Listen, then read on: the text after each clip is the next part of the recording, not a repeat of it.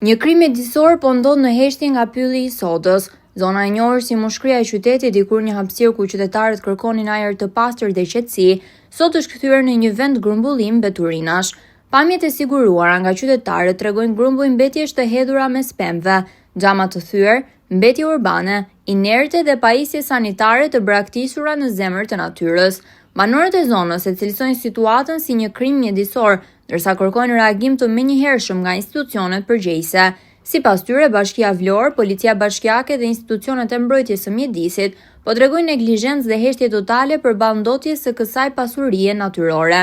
Zona ka një rëndësi të veçantë turistike, pasi rruga që kalon përmes pyllit të sodës të çon drejt manastirit të Zvërnecit, një nga destinacionet më të frekuentuara nga turistët vendas dhe të huaj në jug të vendit. Për qytetarët, pamjet e mbetjeve në këtë aks përbën një goditje të rëndë për imazhin turistik të Vlorës. Banorët ngrehin disa pyetje publike: ku janë inspektorët e mjedisit dhe kontrollet në zonë? Kush i lejon automjetet të hyjnë dhe të shkarkojnë beturina në një pasuri natyrore të qytetit? Pse mungon monitorimi me kamera dhe patrullimet e vazhdueshme?